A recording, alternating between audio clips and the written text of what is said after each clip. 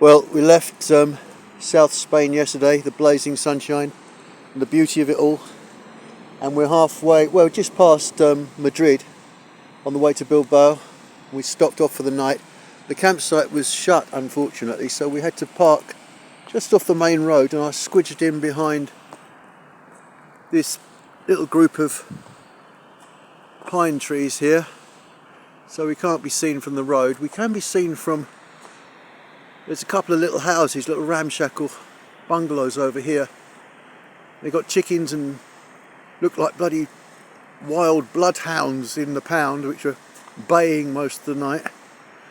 And then the cockerels went off this morning. And yeah, you can just tell we're on the way back to bloody England. It's cold. It actually rained this morning, actually rained. First, unbelievable. I'm not going to say any more, but look at where we are. Look, in the middle of these mountains. I'll just walk you down these, look like granite steps. I think they're granite and possibly other stone as well, but beautifully cut out. There's a lovely bridge over there with red handrails, or railings if you wish. And then let's look at this. This is like back in France. The beauty of this is just breathtaking. Look at it. I mean, absolutely. There is a little bit of graffiti, but the Spanish are a different breed. They're not quite like the French. Love them or loathe them, they're a little bit, I would say, personality-wise, taking everything on the whole and not being too judgmental, I would say Spanish people are a little bit more urban in their way of thought. Well, French people, in general, mind you, I suppose it goes where it depends upon where you go and who you speak to, and X, Y, Z, the same as everywhere, but in general, my experience is that French people are much more easygoing, and the Spanish are more Italian, animated, arms waving, shouting, you know. And then you've got things like, let me just go over there and say, I'm on the beach now, look, on the beach. Oh God, if only I could, don't get me started about the government, please don't get me started. But look, what a beautiful bridge, and everything here is lovely, and they've got bloody graffiti on it, look. I suppose kids being kids, you can't stop them, but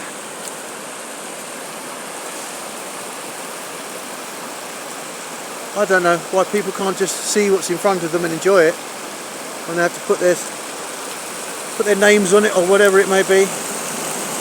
Felici, I mean that could be happy, and then there's Julia, so it's probably Felicia. Is it Felicia or Fellatio? I don't know. Oh God. Anyway, that's the bridge with beautiful railings, and it's just, look, I know it'd probably flood in winter, and so you can see where it floods and everything, but I mean, plonk a little cabin here and my days are sorted.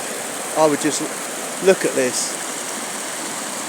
It wouldn't even matter if there were no fish, because, as I think I've said before, fishing is, for me, these days, when I was younger it used to be about catching the most fish or the biggest fish, X, Y, Z, but now it's just about sitting out in nature and hoping against hope that nobody comes along and disturbs you. What you doing, mate? What bait you using, mate? Oh, lordy, lordy. Google it or something. We're in the age of nothing being secret. Don't bother me while I'm busy. I'm busy being idle. But look at this. Isn't this fantastic? Anyway, I've got a hot coffee back in the van, which I've just made. We're up at stupid o'clock this morning, and now I've kind of tumbled out of bed at embarrassing o'clock in about lunchtime, but yeah, I could just sit here all day. I really could. And you can imagine, look how clear the water is. I don't know if you can see this on camera, but you can see the bottom right across, and it's about 12 feet deep in the middle there. I mean, you could dive, you could swim. I mean, what a beautiful summer's recreational place as well as just looking at it. Anyway, that's enough of me waffling for this morning, and a couple of days more. On Saturday we were back on the ferry. And yeah, I shall see, hopefully, very soon afterwards. I've had some clarity of thought whilst I've been away, and I've decided to move home and everything else, and I've organised it. And I'm getting a compound built. I've got a big container delivered. Yeah, everything. And I know there's going to be hiccups on the day, but I'm trying not to think about that. But yeah, everything seems to be going swimmingly, and I could do. It's weird because with a couple of texts or messages and a couple of phone calls, I seem to have got far more done than standing in front of people and listening to their excuses as why it can't be done. And the only excuses really I've got is from where I am at the moment, which, you know, I don't understand, but then I guess I'm just not very clever. Anyway, little one seems to love it. She loves the river. She hasn't been in yet, but she's been great company the whole time.